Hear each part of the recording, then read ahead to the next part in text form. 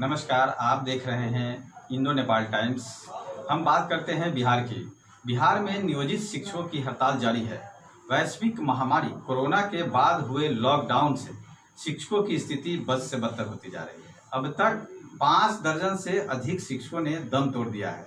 मुजफ्फरपुर से हमारे संवाददाता राजेश रंजन ने लॉकडाउन में शिक्षकों के घर पहुंच उनकी स्थिति का जायजा लिया।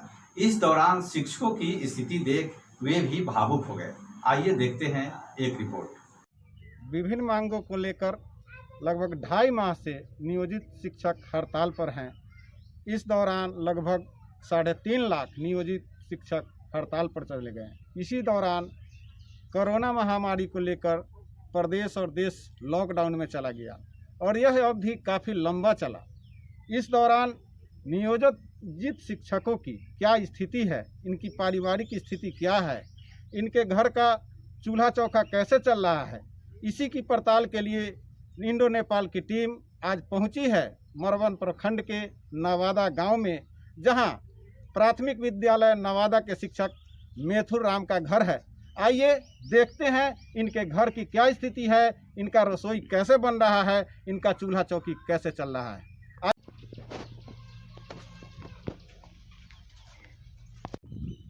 ये देखिए नियोजित शिक्षक की घर की क्या स्थिति है। इनका चूल्हा चौका सूना पड़ा है। इनके घर की स्थिति काफ़ी खराब हो चुकी है।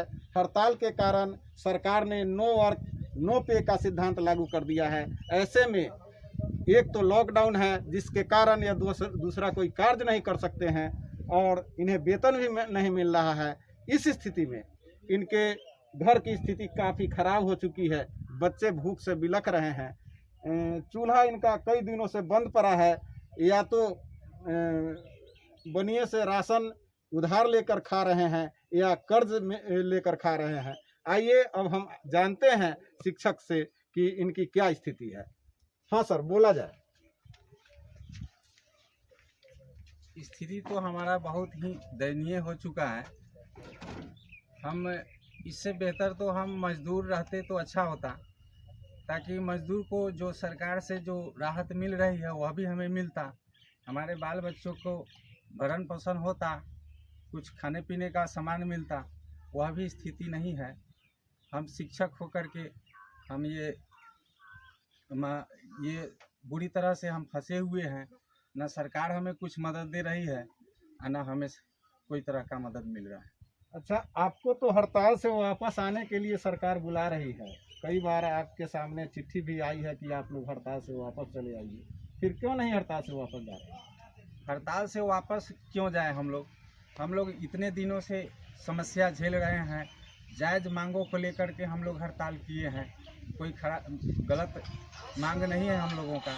हमारे बच्चों के भविष्य का, आने वाले पीढ़ी का जो शिक्षक बनना चाहेंगे वह भी बनने से इनकार करेंगे। बच्चे पढ़ लिख करके क्या करेंगे? यही स्थिति रहा तो कोई शिक्षा ग्रहण नहीं करेगा और शिक्षक बनना नहीं चाहेगा। धन्यवाद। क्या नाम है आपका? मेरा नाम मेथुर राम है। मैं प्राथमिक विद्यालय नवादा में ही पदस्थापित हूँ। मैं इस चैनल के माध्यम से तमाम बिहार के शिक्षकों को, तमाम हड़ताली साथियों को मैं अभिनंदन करता हूं। उनकी चट्टानी एकता को मैं सत नमन करता हूं। इस दुख की घड़ी में मैं अपने 60 साथियों को खोया हूं। आर्थिक परिस्थितियां, मानसिक तनाव के परेशानी के कारण, बीमारी के परेशानी के कारण हम बहुत सारे साथी दिनानुदिन खोते जा रहे हैं।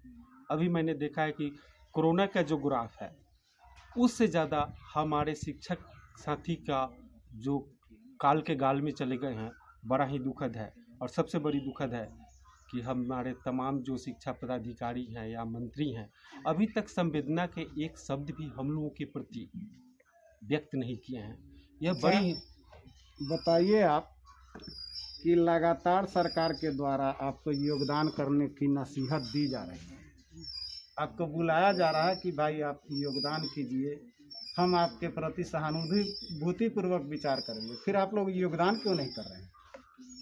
यह सत्य है कि सरकार के द्वारा बार बार योगदान करने के लिए कहा जा रहा है, लेकिन कहा नहीं जा रहा। इसमें डायरेक्ट दंड स्वरूप दंडा दिखा के कहा जा रहा है कि आप वापस आइए, नहीं तो हम बर्खास्त कर देंगे, आपको नो वर्क नो पे करेंगे। अभी पिछले दिनों जो 24 तारीख के दिन में जो समीक्षा बैठक में जो सरकार के द्वारा जो अल्टीमेटम जारी किया गया कि सेवा में टूट नहीं माना जाएगा, आपको पनिशमेंट रूपी जितने भी कार्य किए गए हैं, निलंबन है, FIR है, उसे वापस लिया जाएगा। लेकिन एक जो मुख्य मुद्दा है कि हम लोगों को स्ट्राइक अवधि का जो वेतन है उसके बारे में सरकार गौण रही है। उसके बारे में एक ही रट है सरकार की ओर से कि नो वर्क नो पे।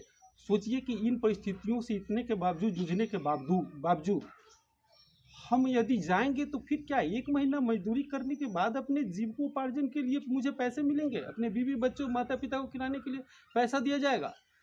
क्या यही इन्हीं दिनों के लिए हम लोग हैं? आज हम कोरोना वॉरियर के रूप में हमारे तमाम शिक्षक जहां भी हैं, इस लॉकडाउन में भी हमारे सभी साथी जिस समाज में हैं, वे बैरियर के रूप में अच्छा कार्य कर रहे हैं, समाज को जागरूक कर रहे हैं। क्या चाहते हैं आप? मेरी एक ही डिमांड है, यह ठीक है कि कोरोना के द्वारा जो हमारे राज्य और भारत की जो स्थिति, आर्थिक स्थिति दयनीय हो गई है, इस स्थिति में हम यही चाहेंगे कि हम लोग का सम्मानजनक, हमारी भावनाओं को ध्यान में रखते हुए माननीय मुख्यमंत्री जी सहानुभूतिपूर्वक विचार करें और हम लोगों को वार्ता के टेबल पर बुलाएं। और यथाशीघ्र हम लोग भी चाहते हैं कि ये स्ट्राइक तोड़े, लेकिन सम्मानजनक वार्ता हो। यह ठीक है कि हमारी जो शुरुआत की जो मांग जो अभी रही है कि राज्यकर्मी का दर्जा दिया जाए, वेतनमान दिया जाए, इसे मैं अभी तत्काल इस चैनल के माध्यम से बताना चाहूँगा कि परिस्थिति के अनुसार हम इसे अभी बंद करते हैं। हमारी जब बिहार की स्थिति, राज्य की स्थिति अच्छी जब होगी तो पुनः मैं इस राज्यकर्मी का जो दर्जा है, वेतनमान की दर्जा है, इसके लिए पुनः मैं क्रांति का बिगुल फूंकूंगा। लेकिन वर्तमान परिस्थिति में हमारे शिक्षकों की ओर से एक ही तमन्ना है कि माननीय मुख्यमंत्री जी हम लोग के भावनाओं को ध्यान में रखते हुए, परिस्थिति को ध्यान में रखते हुए, वे अभिभावक हैं, मैं उनसे निवेदन करूंगा, बार बार करूंगा कि हम शिक्षकों के साथ सम्मानपूर्वक वार्ता करें, या जो तीसरा जो है कि नो वर्क नो पे, उसको नो वर्क नो पे न करके उसको वेतन में कन्वर्ट करें और हम लोग हड़ताल तोड़ें तो उस हड़ताल अवधि का यथाशीघ्र वेतन दिया जाए। और जो छुट्टी जो हड़ताल अवधि का है 13 के बाद जो लॉकडाउन हुआ है, उसके लिए हम शिक्षक जिम्मेवार नहीं है, क्योंकि वह तो सरकार के द्वारा शैक्षणिक कार्यक्रम बंद किया गया है। अपना परिचय बताइए। मेरा नाम प्रभात कुमार हुआ, मड़वन प्रखंड समन्वय समिति सदस्य। कि इसी घर में, इसी झोपड़ी में ये रहते हैं और हड़ताल के अवधि में, लॉकडाउन की स्थिति में इनका गुजर बसर इसी घर में हो रहा है और इसी घर से में इनकी रसोई बन रही है, इनका रसोई तैयार हो रहा है। अब इनका रसोई कैसे बन रहा है लॉकडाउन और हड़ताल की अवधि में, आइए इनसे जानते हैं। बोलिए। ये हड़ताल की अवधि में जो है हम लोग तो खुद अभी बीमार हैं, लगभग 1.5 महीने से बीमार चल रहे हैं। अब ये हड़ताल अवधि में सरकार हम लोग से कोई वार्ता नहीं कर रही है और वार्ता तो दूर, जो है हम लोग का कमाया हुआ पैसा भी जो है मैंने जनवरी फरवरी का भी जो है नहीं मिल पा रहा है।